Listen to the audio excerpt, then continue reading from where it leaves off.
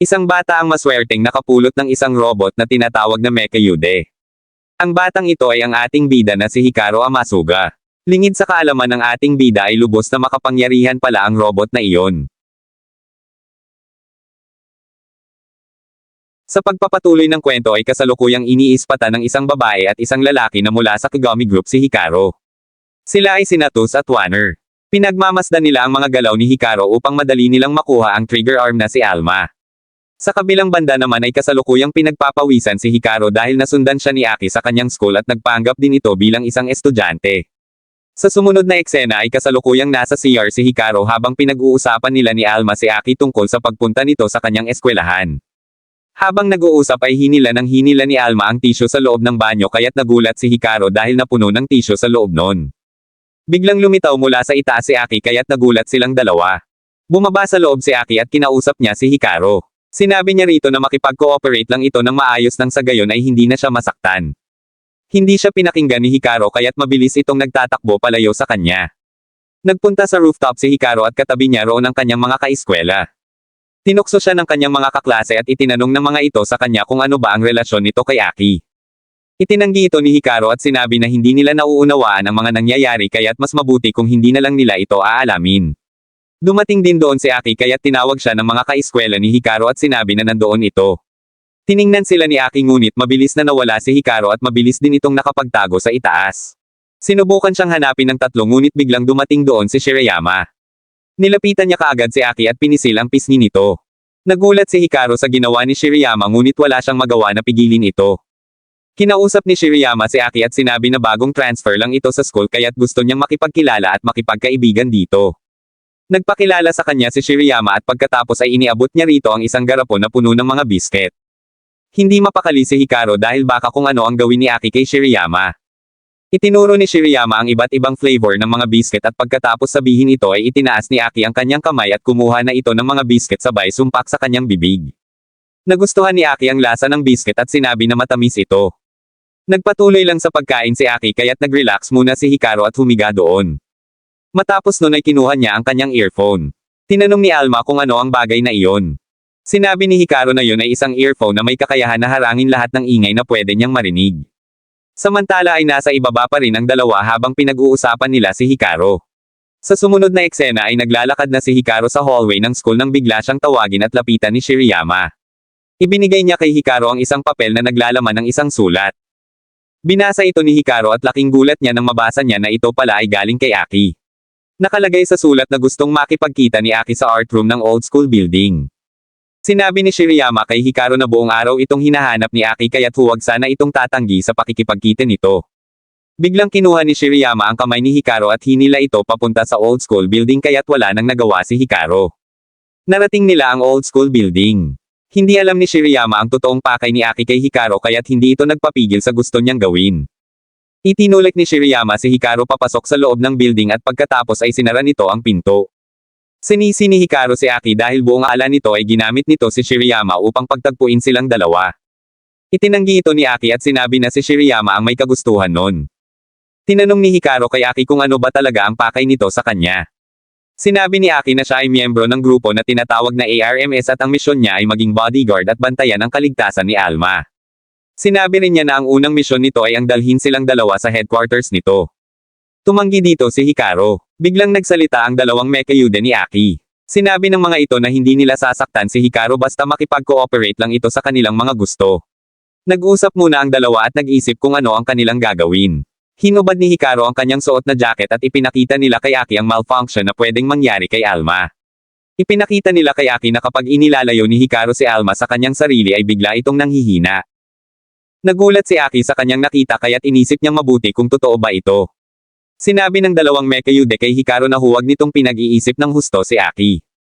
Dahil sa hindi maisip mabuti ni Aki ang nangyari kay Alma ay bigla niyang sinunggaban si Hikaru. Nagulat si Hikaru sa ginawa ni Aki kaya't inutos niya kay Alma na ilabas ulit nito ang kanyang kapangyarihan. Sinabi ni Alma na susubukan niya ulit ito kaya't muli siyang nagliwanag. Dahil sa ginawa ni Alma ay tumilapon papalayo si Aki. Hindi na hinintay ni Hikaru na makatayo si Aki kaya't mabilis na siyang nagtatakbo. Nakita ni Alma ang signage na bawal tumakbo sa hallway kaya't tinanong niya si Hikaru kung hindi ba niya ito alam. Sinabi ni Hikaru na hindi na iyon ang oras para sundin pa ang mga ipinagbabawal na iyon. Tumayo si Aki at naghanda na din upang habulin ang dalawa. Sinabi rin ng Mekayude ni Aki na bawal itong tumakbo sa hallway kaya't napilitan si Aki na lumipad na lang. Naiwasan ni Hikaru si Aki kaya't lumagpas ito sa kanya. Lalabas na sana ng pinto si Hikaru ngunit nandoon pa rin pala si Shiriyama at nakaharang pa rin ito sa pinto papalabas. Sa kabilang banda ay kasalukuyan na ring minamatyagan ni Tus at Wanner si Hikaru habang ito ay nasa loob ng old school building. Tinanong ni Tus kung ano ang susunod nilang gagawin. Sinabi ni Wanner na may isang estudyante na nakabantay sa loob ng building kaya't hindi siya makakilos upang pasukin ang loob nito. Bukod pa ron ay sinabi niya na sarado lahat ng mga bintana nito kaya't wala siyang madaanan upang makapasok doon. Nagpatuloy pa rin sa paghabol si Aki kay Hikaru ngunit nawala ito sa kanyang paningin kaya't tinanong niya ang dalawa kung saan sila susunod na gagawi. Sinabi ng isang robot na pumunta sila sa gawing kanan. Tumanggi dito ang isa at sinabi na dapat ay sa kaliwa sila magpunta. Dahil sa hindi magkasundo ang dalawa ay napagdesisyonan ni Aki na sa ibaba na lang sila pupunta. Binutis niya ang kanyang inaapakan at sa kanilang pagbagsak ay maswerte namang nabag sa kanila ang kinaroroonan ni Hikaru. Dinaganan kaagad ni Aki si Hikaru kaya't wala na itong nagawa upang makawala pa.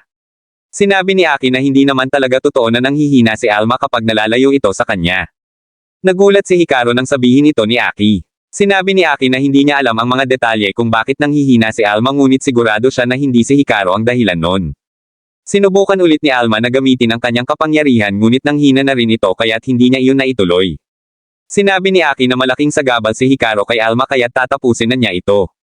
Tatapusin na sana ni Aki si Hikaru nang biglang buksan ni Shiriyama ang pinto ng building. Sinabi ni Shiriyama na nakarinig siya ng isang malakas na ingay kaya't napilitan siya na pumasok. Nagulat si Shiriyama nang makita niya na nakapatong si Aki kay Hikaru kaya't iba ang naisip nito. Sinabi ni Aki na kasalukuyan silang busy ni Hikaru kaya't nakiusap siya kay Shiriyama na kung pwede ay umalis na muna ito.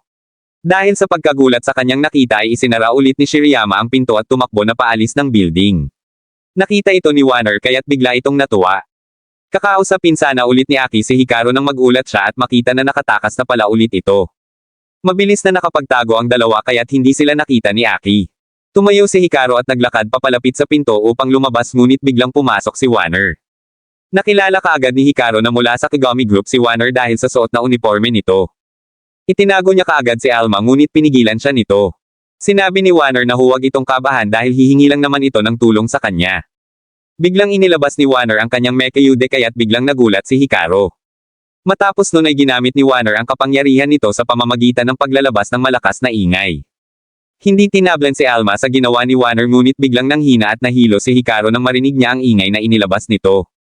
Matapos nun ay binuksan ni Wanner ang pinto ng building at nagbigay ng hudyat kay Tus upang siya naman ang sunod na umatake. Gamit ang kanyang laser gun ay sinipat mabuti ni Tus si Hikaru at pagkatapos ay binaril niya ito. Naiwasan ito ni Hikaru kaya tumayo siya at mabilis na nagtatakbo.